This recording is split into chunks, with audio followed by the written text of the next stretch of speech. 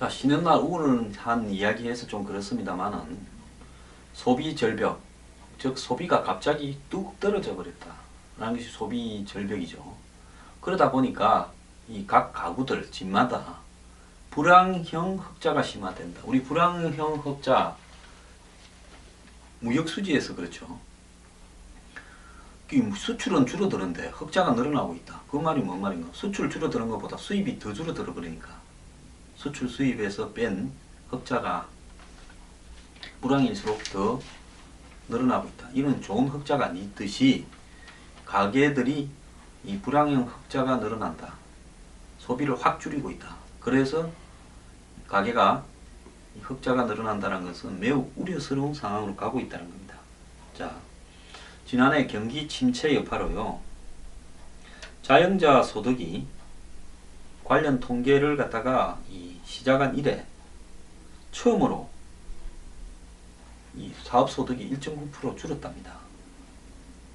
그리고 이 근로자들 소득 증가율도, 그러니까 이 월급장이들 소득 증가율도 1.6% 늘었지만은 이것은 요 근래 추이보다는 현저히 낮다라는 겁니다. 그래서 자영자 근로자 소득을 합쳐서 가계 소득이 얼마나 늘어났냐 하니까 1.6% 늘었는데요. 가구당 월 평균 소득이 437만 3천 원으로 1년 전보다 1.6% 늘었는데 금융위기 직후인 2009년 이후 가장 낮았다는 겁니다. 그러니까 자영자 소득은 확 줄어들었고 근로소득은 조금 1.6% 올랐는데 이 두 개를 다 합산한 전체 소득 증가는 1.6%인데 이것이 2009년 이후에 가장 낮았다는 겁니다. 자, 그런데 이 소득 증가 수준은 굉장히 낮았는데 소비자들이 워낙 이렇게 허리띠를 졸라서 매는 바람에 가계의 평균 소비 성향, 이 평균 소비 성향이라는 것은 이것저것 내고 난 다음에 세금이나 각종 비용 낸 다음에 내가 순수하게 쓸 수 있는 돈 중에서 실제로 소비 지출을 한 그 비중입니다. 71.9%래요. 그러니까 순수하게 내가 남긴 돈이, 벌어들인 돈이 100만 원이면 이제 다 이렇게 뺄 거 빼고 세금 빼고 무슨 각종 의료보험 빼고 이것저것 은행에 대출 이자 빼고 내가 쓸 수 있는 돈이 100만 원이면 그 중에서 71만 9천 원만 썼다는 겁니다. 그래서 가계수지 흑자가 역대 최대로 늘어났다는 겁니다. 자, 수출이 13개월 연속 급감하는데요. 소비심리마저 이렇게 확 줄어들어서 돈을 쓰지 않고 있다는 것은 거의 소비 절벽으로 이어질 수밖에 없다는 겁니다. 자, 이러되다 보니까 이 뭡니까? 가계 흑자가 월 평균 100만 원으로 1년 전에 94만 7천 원보다 5.6%나 늘었다는 겁니다. 가정마다 씀씀이를 늘리지 않았기 때문에 이 흑자가 되고 있다. 즉 사람들이 불안하니까요. 돈을 안 쓰는 겁니다. 그래서 이 불확실한 경제 상황에서 어디다 돈을 쓰고 어디다 안 쓰는가 이렇게 보니까 주거비, 식료품비 같은 꼭 필요한 지출만 늘었지 옷이나 신발 등도 안 산다는 겁니다. 그래서 옷이나 신발 등에 쓴 지출이 현저하게 줄어들고 있다는 겁니다. 그래서 전문가들은 일시적인 요인보다 고령화와 저성장 같은 구조적인 요인이 크고, 그래서 이런 상황에서는 개별 소비세 인하니 블랙 프라이데이니 이렇게 해봤자 나중에 쓸 돈을 앞에 당겨서 쌀 때 좀 사놓자 이러고 그게 끝나면 돈을 안 쓴답니다. 그러니까요, 경제적인 전문가들이나 경제 책임자들이 집 물러나기 직전에 블랙 프라이데이니 막 소비세 인하니 해가지고 소비 늘리자고 잔치 벌려놓고 그래갖고 소비가 늘어나고 경제가 좀 살아난다고 수치 만들어놓고 지는 집에 가버립니다. 정치하러 가버립니다. 그 다음에는 확 떨어져 버립니다. 이런 짓 하지 말라는 거죠. 문제는 뭔가 하면 이것이 소비 절벽이요, 정형적으로 일본형 불황형 경제로 가고 있다는 제 이야기 여러 번 하지 않았습니까?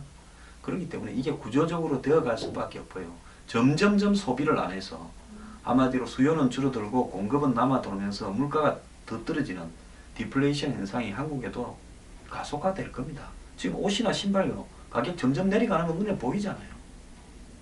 자, 이런 상황에서 과연 어떻게 해야 될 것인가?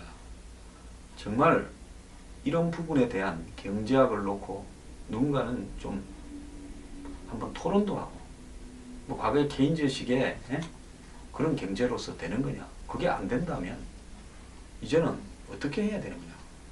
그럼 다시 케인즈처럼 돌아가서 정부가 이 수요를 창출하는 뉴딜 정책 같은 걸 해야 된다는 말이니까. 안 그러면 정부가 일자리를 창출하는 어떤 일을 해야 된다는 것이고, 이런 고민을 좀 해야 되는데요. 누구도 이런 이야기는 하지 않고 그냥 정부의 실정에 한마디로 심판하겠다, 경제 실정 심판하겠다, 이렇게만 하고 있고, 이 구조적인 부분에서 귀신을 갖다 놔도 살아날 방도가 없다라는 걸 아무도 지적은 하지 않고, 그러면 국민과 정부가 각자 어떻게 해야 되겠는가? 기업은 어떻게 해야 되겠는가? 심도 높은 어떤 토론들은 아무도 하고 있지 않습니다. 이렇게 책임만 전가하다가요, 서서히 한국 경제는 망해가고 말 것인가? 정말 우려스럽습니다. 제가 봐도요, 이제 경제학 교과서를 다시 써야 될 만큼의 심각한 상황이 되었는데 아무도 그런 고민을 하지 않고 있다는 겁니다. 이제는요, 수요를 인위적으로 정부가 창출하는 것도 쉽지가 않습니다. 그러면 이런 상황에서는 어떻게 해야 되나? 고령화를 막기도 쉽고 막을 수가 없죠. 고령화가 된다는 것은 수요가 없어진다는 걸 의미하는 겁니다. 결국은요, 정부의 예산을 일자리가 창출되는 대로 집계를 해야 된다는 거고요. 어떤 형태로든지 이 저소득층이 일자리를 가지고 일을 할 수 있도록 그런 어떤 부분에서 정부의 예산이 연계되어서 쓰여야 된다는 거고. 그 다음에 기업 투자요. 무슨 창조 경제니 무슨 경제 활성화 대책이니 아무리 이야기해도 기업 투자 안 합니다. 아니, 자본주의 국가에서 돈을 벌려질 거라고는 생각이 안 드는데 기업이 어떻게 투자를 할 수 있겠습니까? 그리고 기업이 어떻게 남을 도울 수 있겠어요?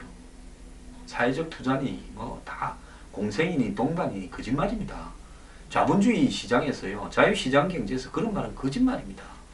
그 일시적으로요, 정권과 정치인과 관료들이 필요해서 하는 이야기고, 기업은 싼 맛에 한마디로 뭐 또 세금 틀리고 뭐 잡혀가고 할 바에야 싼 맛에 조금 협조해주는 척하고 쇼하는 거죠. 자, 이런 거 빼고 본질적으로 무엇을 해야 되는가 하는 고민을 저도 많이 하고 있습니다. 쉽지는 않아요. 근데 그런 고민들을 해야 되는 거 아니겠습니까?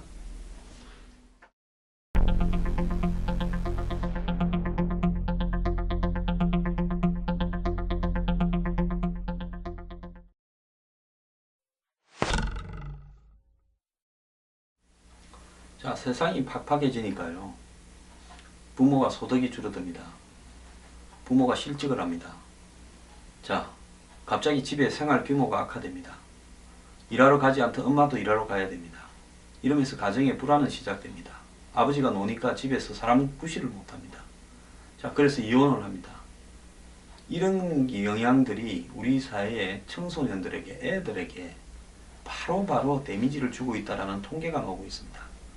제가 뭐 얼마 전에 이 한마디로 히키코모리 같은 은둔형 외톨이들이, 이 게임만 하던 사람들이 부모가 되어서 자식 패죽이는 세상이 되어간다 하는데요. 이제 초중고등학생의 자살 시도가 3년간 2배가 증가했어요. 교통사고보다 더 잦다는 겁니다. 이 일에 많은 부분도 찾아보면요, 뭐 이성이나 뭐 학교 성적 때문에 고민하고 이런 부분도 있을 수 있지만은, 실질적으로 가정에 경제가 붕괴되면서 부모 간의 불화, 그 다음에 이 가정의 해체가 진행되면서 나온 원인도 가장 많습니다. 지금요, 3년간 자살이 서울 시내 초중고등학교에서 2배가 증가했다. 학생들이 자살하는 원인은 우울증이 가장 많다는 겁니다. 자, 이 2013년에 23건이던 자살 시도가 2015년은 52건이 되었고요. 이건 시교육청에서 집계를 낸 건데, 이런 집계에 들어가지 않은 자살 시도나 실제 자살이 얼마나 많겠습니까? 그래서 이 고등학생의 자살 시도가 제일 많았고요.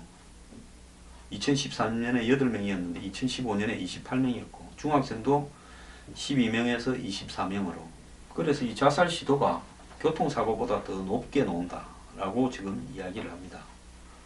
그래서 이런 자살의 원인으로는 우울증 및 염세 비관인데요.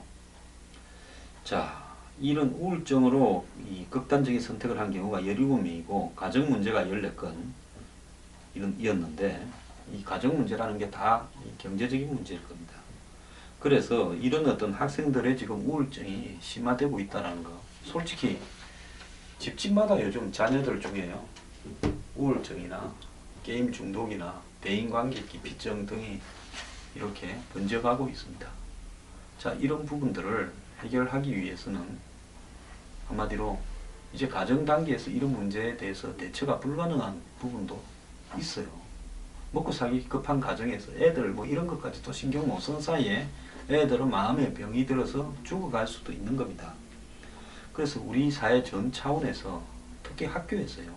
학생들의 정신 건강을 위해서 상담이나 대화 또 그걸 갖다 치료하기 위한 프로그램 이런 부분들을 굉장히 좀 전반적으로 할 필요가 있다는 겁니다. 조금만 학교에서 애정을 갖고 선생들이 애들을 바라보면요. 뭔 문제가 있는지 알 수가 있죠. 표정에 다 드러나지 않습니까? 자, 이런 문제에서 학교가 더 노력을 해야 됩니다.